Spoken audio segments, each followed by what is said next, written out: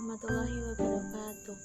Perkenalkan, nama saya Anissa Salsabila Ramadina, NIM 203131106, kelas 3A PAUD, akan mempresentasikan tentang program stimulasi perkembangan sosial emosional anak usia dini untuk memenuhi mata kuliah perkembangan sosial emosional anak usia dini.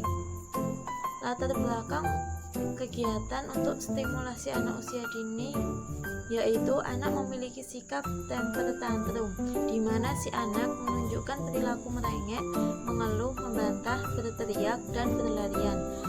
Tapi pada si anak lebih banyak sering menangis dan tidak bisa mengontrol emosinya. Anak cenderung bersifat agresif. Deskripsi objek.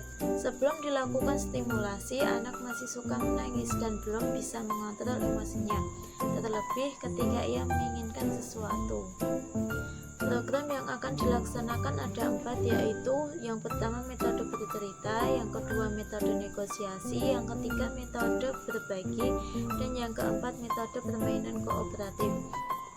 Alasan dipilihnya 4 program yang berbeda yaitu supaya anak tidak mudah bosan dan tidak jenuh dalam melakukan kegiatannya, sehingga banyak pilihan kegiatan yang bisa dilakukan anak. Kemudian permasalahan yang pertama yaitu anak masih suka menangis ketika menginginkan sesuatu tapi tidak kunjung dipenuhi oleh orang tuanya. Pada permasalahan berikut dapat diatasi dengan metode bercerita dan metode negosiasi. Kondisi awal pada metode bercerita yaitu ketika anak sedang bermain di rumah dan kemudian ada orang jualan mainan lewat, anak merengek meminta dibelikan mainan, padahal mainannya di rumah sudah banyak dan tidak terawat karena anak mudah bosan dan akhirnya dikumpulkan saja.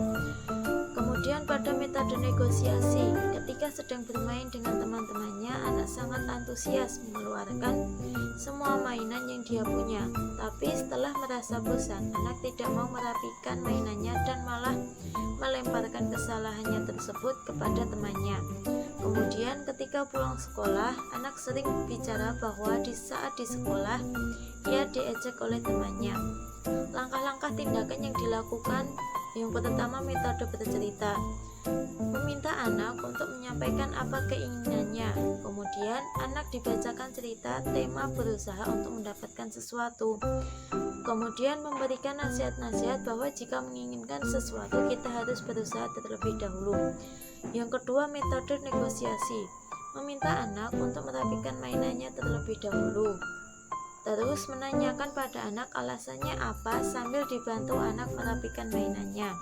Kemudian kita memberitahu ketika di sekolah atau di rumah ia diejek oleh temannya, anak tidak boleh langsung menghindar dan menangis, tetapi menanyakan kepada temannya apa alasan temannya itu mengejeknya dan meminta solusi kepada temannya supaya temannya tidak mengejeknya lagi.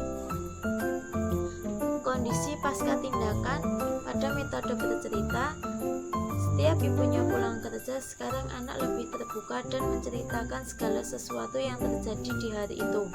Saat diajak pergi ibunya ke pasar dan melihat mainan, anak tidak langsung merengek dan bertanya terlebih dahulu kepada ibunya apakah boleh untuk membelinya lagi. Kemudian pada metode negosiasi, ketika bermain anak tidak mengeluarkan semua mainannya, tapi ia mengambil beberapa yang hanya ingin dimainkan saja dan bertanya kepada temannya mainan apa yang dimau. Kemudian anak masih mengadu kepada orang tuanya ketika diejek oleh temannya, tapi sudah tidak sambil menangis lagi. Saran yang dapat diberikan kepada orang tua atau guru yaitu orang tua sebaiknya sering-sering mengajak komunikasi dengan anak. Kemudian jangan sering-sering mengabulkan semua permintaan anak. Kemudian orang tua membantu kegiatan anak. Misalnya saat bermain dan belajar harus didampingi, karena dari itu anak akan merasa lebih diperhatikan. Kemudian permasalahan yang kedua yaitu anak belum bisa mengontrol emosinya, terlebih ketika sedang bermain dengan temannya. Metode yang digunakan yaitu berbagi dan permainan kooperatif. Kondisi awal pada metode berbagi. Ketika anak memiliki makanan, ia tidak mau berbagi dengan saudara dan temannya karena ia mengklaim bahwa jika sudah menjadi punyanya, maka tidak boleh ada yang memintanya. Pada metode permainan kooperatif, saat di rumah, anak terlihat akrab dengan teman, mudah bergaul dengan temannya. Namun, ketika diajak pergi ke taman bermain dan kemudian anak didekati oleh teman yang belum dikenal, ia akan menghindar dan mendekati ibunya. Langkah-langkah tindakan yang dapat dilakukan yaitu memberikan makanan kepada dua anak yang dimana setiap anak mendapatkan makanan yang berbeda. Kemudian setelah dibagikan makanan, ternyata si anak menginginkan kedua makanannya tersebut dan berebut makanan temannya. Dan dari situ kita memberikan arahan bahwa setiap makanan itu enak dan kita harus berbagi dengan teman dan saudara. Pada metode permainan kooperatif, melakukan kegiatan bermain puzzle dengan meminta anak bekerja sama dengan temannya untuk membuat benteng. Kemudian dari kegiatan itu kita bisa melihat bahwa anak memiliki ide yang berbeda. Kondisi pasca tindakan pada metode berbagi, yaitu sekarang ketika diberi makanan oleh orang, anak bertanya kepada kakaknya, apakah mau makanannya apa tidak. Kemudian pada metode permainan kooperatif, saat bermain lagi, anak bertanya kepada temannya terlebih dahulu, kemudian membagi tugas saat bermain. Saat diajak pergi ke toko buku, anak sudah berani mendekati teman yang belum dikenal untuk bersalaman.